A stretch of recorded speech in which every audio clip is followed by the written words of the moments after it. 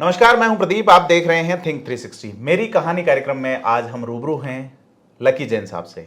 Lucky Jain साहब दादीज khakhra product के manufacturer हैं। एक प्रोडक्ट ही नहीं, कई सारे प्रोडक्ट्स आपके अखिल भारतीय स्तर पर पहचाने जाते हैं।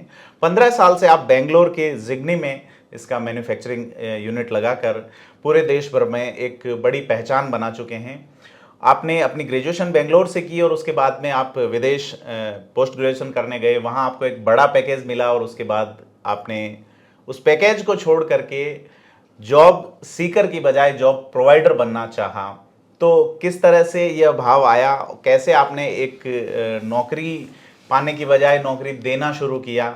150 के आसपास एम्प्लॉयज़ आज इनके अंडर काम करते हैं, युवा हैं, उत्साही हैं। तो तमाम पहलुओं पे आज रूबरू होंगे लकी जैन साहब से। सर बहुत बहुत स्वागत है आपका। Thank you. तो आपकी कहानी जानना चाहेंगे सर हम। विशुद्ध मारवाड़ी परिवार से आप आते हैं। राजस्थान में पाली ज़िले से आप हैं। पाली ज़िले में कहाँ से हैं सर? पाली जिले में खिवांदी करके गांव है जी, वहाँ से मेरी फैमिली बिलोंग करती है। वो हमारा रूट्स वहाँ पे है जी।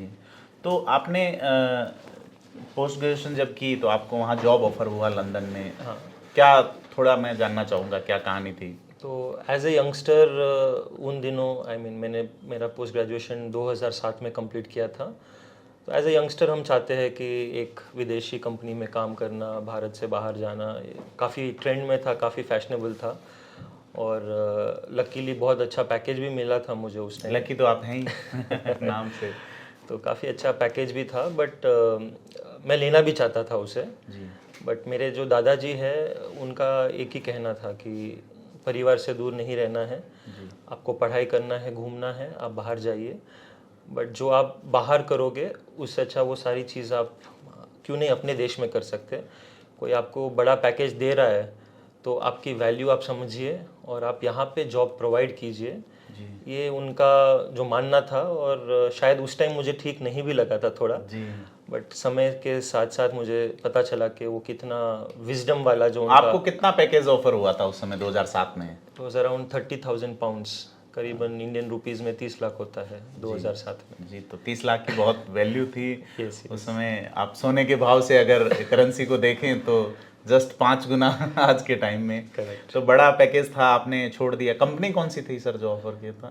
PNG। पीएनजी, बड़ा इंटरनेशनल नाम है। करेक्ट। तो मैं ये जानना चाहूँगा सर, मारवाड़ से यहाँ बेंगलोर कैसे शिफ्ट हुए आप?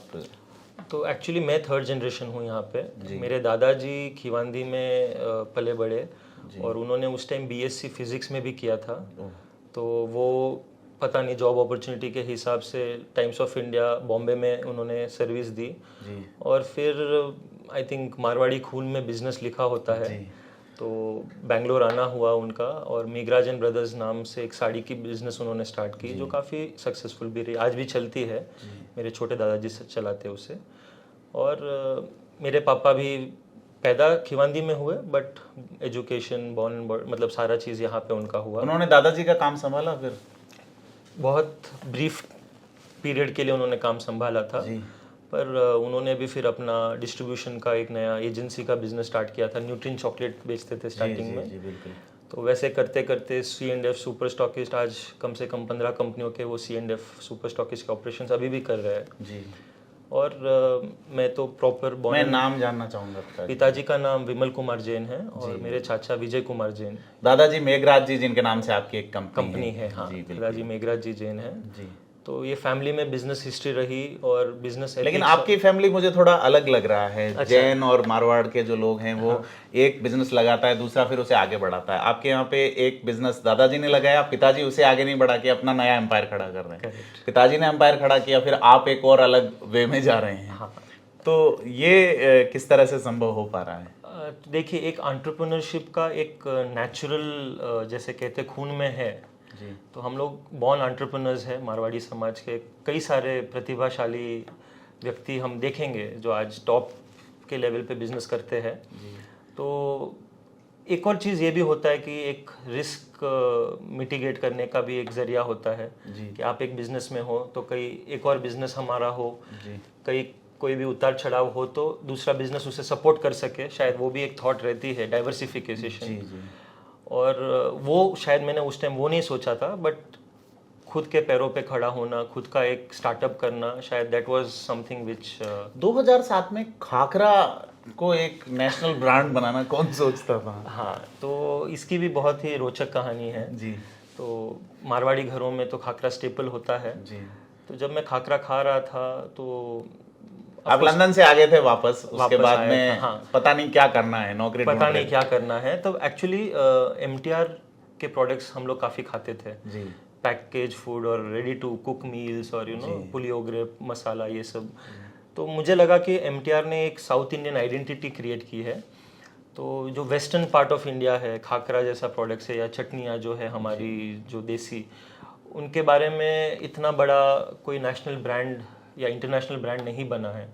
तो मुझे एक अपॉर्चुनिटी दिखी और प्रोडक्ट इटसेल्फ उसमें बहुत ही ज़्यादा दम है, वर्सेटाइल है प्रोडक्ट। आप किसी के साथ भी खा सकते हैं, अचार के साथ, हेल्थी है, आखिर में है रोटी।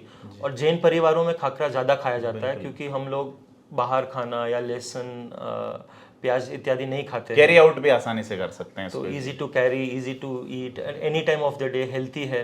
तो इससे सुंदर प्रोडक्ट कोई हो नहीं सकता है, खराब भी जल्दी नहीं होता। खराब भी जल्दी नहीं होता है। तो मुझे एक और चीज़ लगा था कि जब केलॉग्स जैसी कंपनी यहाँ आके अपनी ब्रेकफास्ट हैबिट्स चेंज कर सकती है ओवरनाइट, तो हमारे पास जो इतना अच्छा प्रोडक्ट है उसको हम क्यों नहीं ब्रांड कर सकते हैं या क्यों नहीं उसको एक्सेसिबल कर सकते हैं, क्यों नहीं उसे फैला सकते हैं।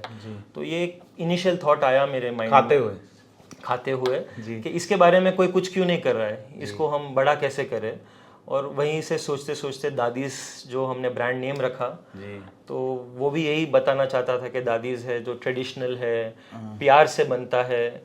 आज भी घर में दादी का नुस्खा होता है या दादी का नुस्खा होता है या दादी के हाथ का जो स्वाद होता है उसकी कहीं पे तुलना नहीं हो सकती है। बिल्कुल। एक पत्रिका ग्रुप के जो फाउंडर थे कपूरचंद जी कुलिस, उनकी वाइफ की किताब भी है दादी की रसोई।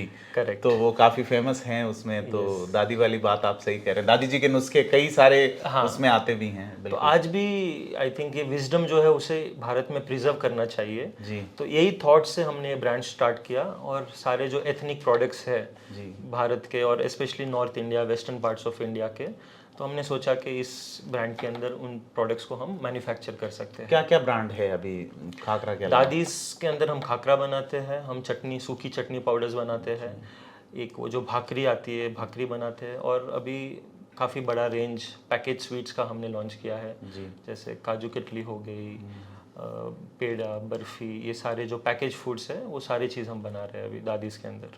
जी सर, आपके बारे में मुझे पता चला कि आप कई जगह लेक्चर देने जाते हैं यूनिवर्सिटीज़ में वगैरह, तो ये स्किल कैसे डेवलप हुई एक बिजनेसमैन में? बिजनेसमैन अक्सर चुप रहते हैं, ज़्यादा बोलते नहीं हैं, अपने काम से काम मतलब रखने वाले। तो ये कैसे डेवलप किया आपने कि भी आप स्टूडेंट को एक एंटरप्रेन्योर बनने की और आप आगे बढ़ने के लिए बात करते हैं? देखिए सर, एंटरप्रेन्योर्स और बिजनेसमैन में एक छोटा सा फ़र्क मैं समझता हूँ कि एंटरप्रेन्योर्स जनरली पैशन से ड्रिवन होते हैं, नंबर्स या पैसों से नहीं ड्रिवन होते हैं।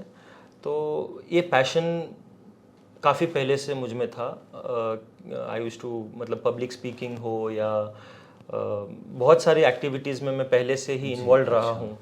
तो एक्स्ट्रा करिकुलर एक्टिविटीज़, स्पोर्ट्स हो गया, म्यूज़िक हो गया, तो ये सारी चीज़ें मुझे लगता है कि वंस हम जब लाइफ में ग्रो करते हैं बहुत सारी इन चीज़ों को छोड़ना नहीं चाहिए क्योंकि वो कहीं ना कहीं आपको मदद करता है। तो ये एक नेचुरल सी।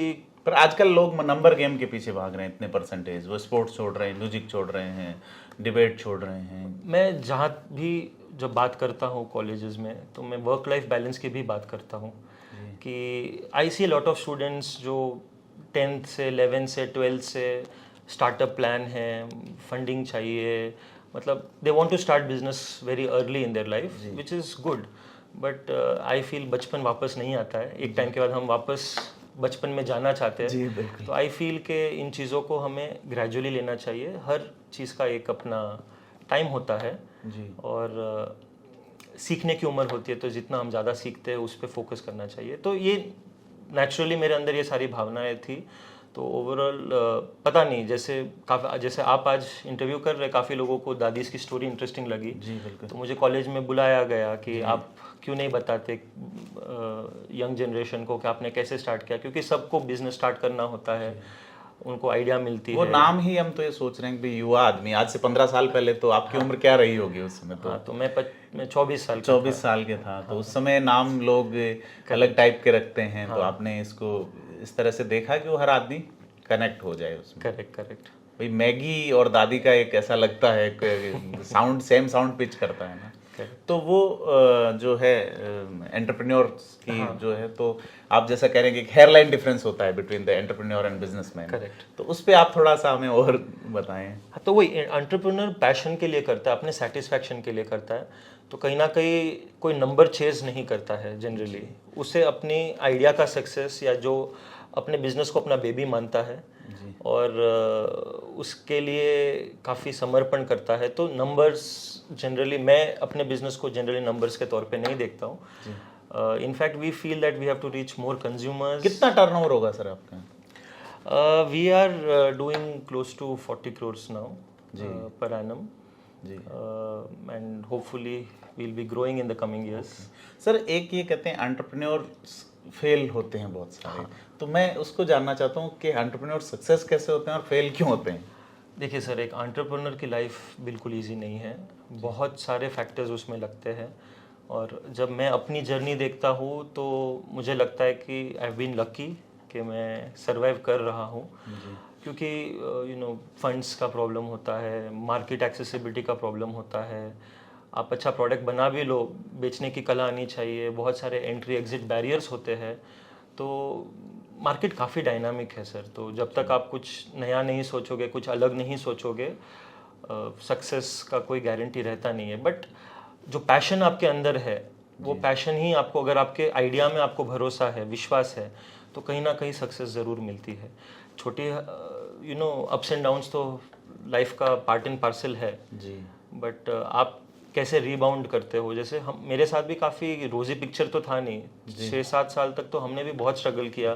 कभी कभी मन में विचार भी आते थे कि इसको बंद कर देते हैं, वापस कोई जॉब कर लेते हैं अच्छा सा, बट जो अंदर आपकी भावना है कि नहीं ये कॉन्सेप्ट अच्छा है, ये मेरा बेबी है, इसको ग्रो करने के लिए आप मेहनत करते हो। और कभी कभी जो एक after 15 years of being in business, मुझे भी रियलाइज हुआ कि कभी कभी आपका समय आता है जी बिल्कुल, तो शायद आप सब कुछ ठीक करते हुए भी समय आपका अनुकूल नहीं होता है और सही समय आ जाता है। मैं इसको ऐसे कहूँ कि भाई परेशानी जो है, वो आपके एनालिसिस, स्वॉट एनालिसिस करते हैं, तो उसमें एक पार्ट अगर आप मान लेते हैं कि वो तो आएगी ही, मस्त आएगी, और अगली वाली जो आएगी वो इससे बड़ी आएगी, तो आप अगर अपने जुनून को कायम रख जाते हैं तो सफलता के चांसेस बहुत ज़्यादा है सर जी, हो जाता है। तो अब हम आपसे जानना चाह रहे हैं सर, फ्यूचर और क्या प्लान है आप? तो जैसे अभी हम स्वीट्स के रेंज में हैं, तो बहुत ही जल्दी स्वाभाविक है कि हम नमकीन्स में, चिक्की में, ये जो रिलेटेड प्रोडक्ट्स है, जो दादी फैमिली के अंदर या उस ब्रांड के इमेज के साथ जो मैच होगा, वो सारे एथनिक प्रोडक्ट्स को हम definitely as a strong regional brand at least to start off with, ये हम सोच रहे हैं। सर राजस्थान में तो आपको बड़ा कंपटीशन मिलेगा, आपको बीकानेर से भुजिया, नमकीन, पाली इवन खूब, तो कैसे उसको करेंगे आप? सर मार्केट में बहुत प्लेयर्स रहते हैं, सबका अपना अपना मार्केट है, सबका अपना अपना स्टाइल है, बट जब मार्केट इतना बड़ा होता है तो मार्केट में गैप्स भी होते हैं, मार्केट में अपॉर्चुनिटीज़ भी होते हैं।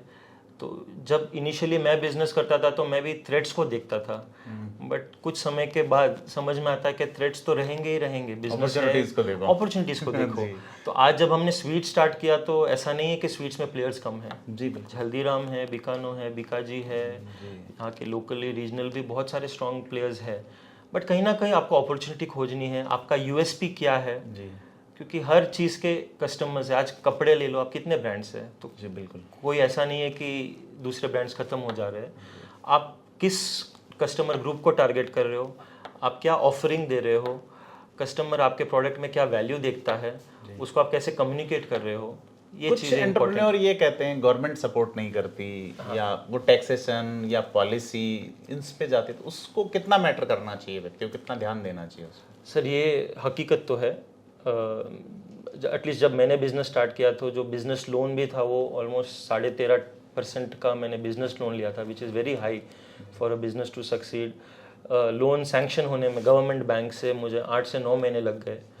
तो वो सिनेरियो चेंज हुआ है, अभी पहले जैसा सिनेरियो नहीं है, but finances is definitely business का रीढ़ की हड्डी वही है। और फाइनेंस के लिए ही बिजनेस कर रहे हैं हम। बिजनेस कर रहे हैं तो टाइम पे पैसा नहीं मिला, जितना चाहे उतना पैसा नहीं मिला, तो आपके but this company is totally bootstrapped with मतलब फैमिली का पैसा और थोड़ा बैंक लोन से ही हमने किया है, हमने कोई वेंचर कैपिटलिस्ट या वैसा इन्वेस्टमेंट नहीं लिया है। तो इससे एक और चीज़ हमारी थॉट प्रोसेस इतनी सिंपल है कि आप ईयर ऑन ईयर ग्रो कीजिए, आप कन्वेंशनल ग्रो कीजिए, रातों रात 2x 3x 5x करने की हम नहीं सोचते हैं। आप ईयर ऑन ईयर ग्रो